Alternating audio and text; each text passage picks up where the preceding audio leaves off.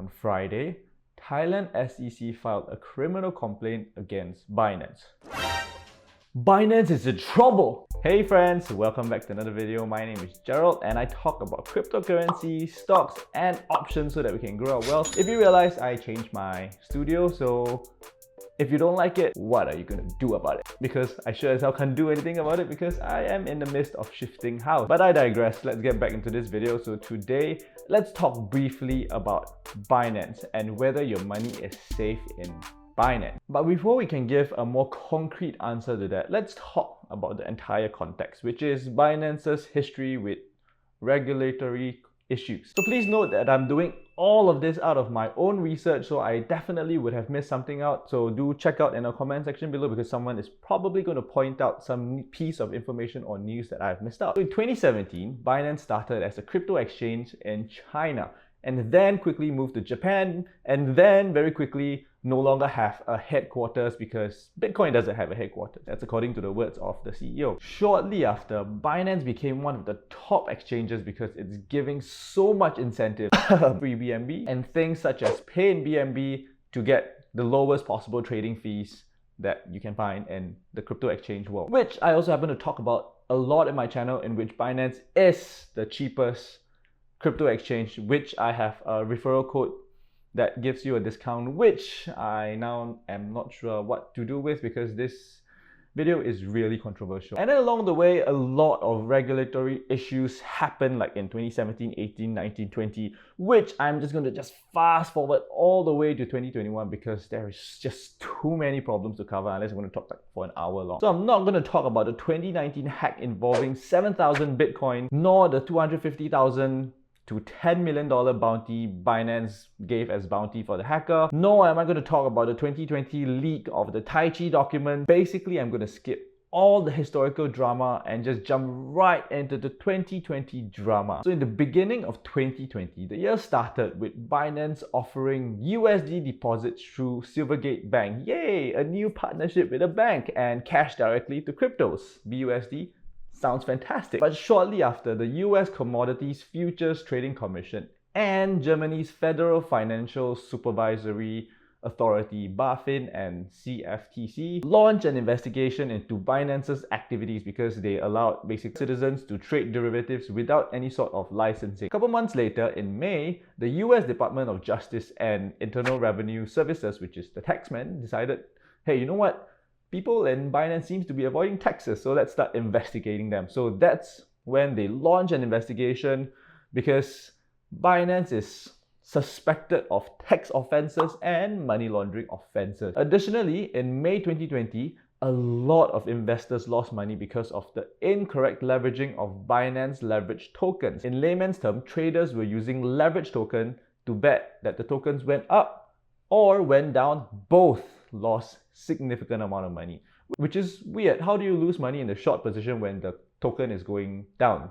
I have absolutely no idea. Basically, crypto traders across the board lost like 70 to as much as 90% of their wealth, poof, in like a week or so. And they were not able to exit their position because somehow when you need to cut your losses, the platform just crashed. And then a month later, which is June 2021, the CFO abruptly quits Binance due to personal reasons. And during June at the same time, the Silvergate Bank, which was a happy partnership, announced, hey, you know what? We are cutting our partnership with Binance International. Not Binance US, but Binance International. Also in June, India's Enforcement Directorate, which is basically an agency that specializes in financial investigation under India's Ministry of Finance, they decided to announce that, hey, we're going to probe into this company called Wazir X Exchange, which is basically a Binance-owned subsidiary, for alleged violation of the Foreign Exchange Act, which involved around $390 million of suspected fraudulent or weird transactions. And then that's where all hell kind of started breaking loose. UK started to ban Binance for allowing London citizens to trade on Binance. Japan issued a warning that Binance cannot provide exchange services without a license. Singapore started to investigate Binance. Even Cayman Islands started to probing in Binance. In July 2nd, Thailand SEC filed a criminal case against Binance for operating a non-licensed exchange in Thailand. In short, what does this mean for Binance? Well, if you still don't get it, Binance is in trouble. And I don't know what will happen to our money, but I could speculate that a few things will happen. The first is that I hope you smash the like button for the Binance, YouTube algorithm. Aha, got you there. The first thing that could possibly happen is that Binance shuts down forever, possibly taking all our money along with it. The second possible explanation that I think could happen, or is more likely to happen, is that Binance overcomes regulatory barriers. Those who conducted basically bad things gets into trouble, and other people who are clean or doing good things and want to comply would take over, and Binance becomes more accountable for our money and continues to survive. But the outcome is still very uncertain because right now everything is happening so fast and none of the judgment is out yet. But there are a couple of things that I know will definitely or very, very unlikely to happen, and that is number one, Binance takes all our money and runs away. Why? Because based on my research, Binance had 10 funding rounds, with the latest in December 2020. Also, Binance recently had a big NFT launch on the 24th of June, which yields them a lot of profits. Additionally, Binance is also having a big promotion celebrating its 4th anniversary with over $2 million in prizes. Why would you give so much money if you're about to run away? Right? And the second thing that I think will not happen is that Binance stays unregulated, because it has caught the attention of global regulators, because a lot of investors have lost money and they are now starting to take massive action against Binance. And here's the key question, right?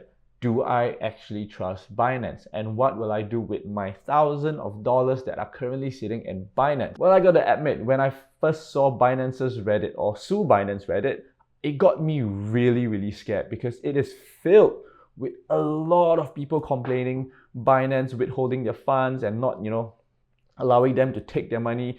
People on average, or in the complainant section, waited like as long as 40 days just so that they can touch their money, and they did nothing wrong. But when I posted my own Binance videos and I spoke to some of the people that have deposited or withdrew money from Binance, most of my people actually got their money back. So you kind of see the dilemma that I face, right? On Reddit, only all the bad things happen, but in my community, people seem to have a generally positive experience.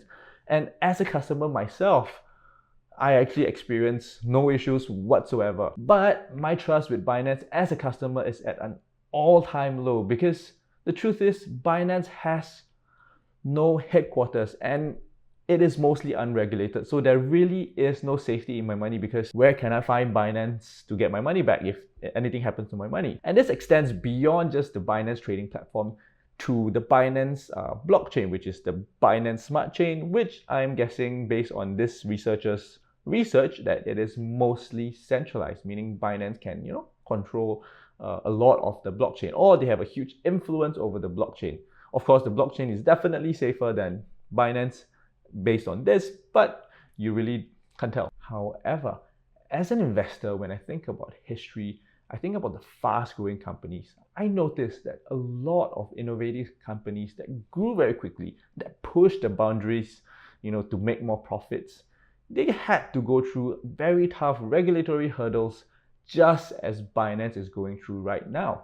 Think of your big tech that's available, your Facebook, the data scandal, your Google, your Apple, your Tesla even, your very green company. They all had to go through investigation. What I'm trying to say as an investor is that this could, and I repeat, could and not definitely, mean that it is a good time to invest in Binance right now while BNB prices are deflated, if you think Binance is going to survive this ordeal. But whether BNB as a token grows or not is a whole new other topic, so let's not speculate, shall we? As an investor, I also think that the tightening regulatory environment is great for me, because it signals the maturing of the crypto markets, which will then pave way for mass adoption, which means more profit if I get in early. Of course, it is my wish that Binance is able to settle and refund everyone's money, those that lost money from the Bitcoin crash, those that lost money from the failure of the leverage tokens to do what it was supposed to do, because I know Binance makes enough money to handle all these customers' issues, but they are seemingly choosing not to because they want to make more profit. I have no idea. So personally, I'm avoiding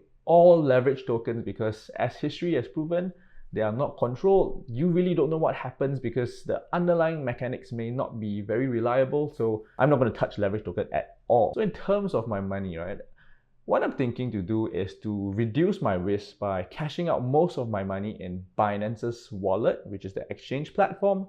And in terms of my money in Binance Smart Chain, I would like to move them to Polygon, but the yield in Polygon is lower. That's first. And secondly, Polygon seems to be a lot newer and susceptible to a lot of hacks. Think of Iron Finance. Mark Cuban lost his money.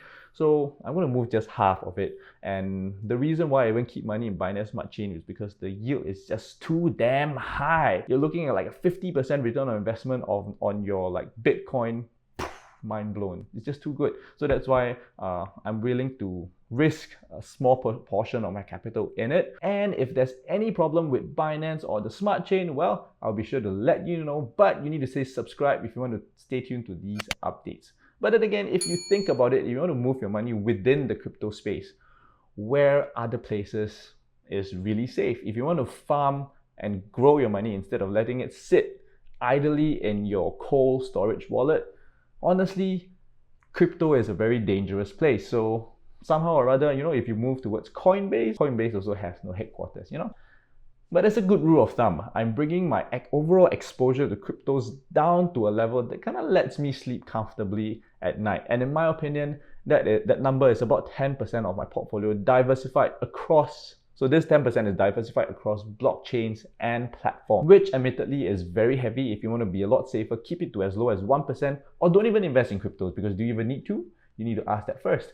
So I admit I am very heavy on cryptos because I strongly believe that cryptos are going to do well after the regulatory hurdles, pave the way for mass adoption.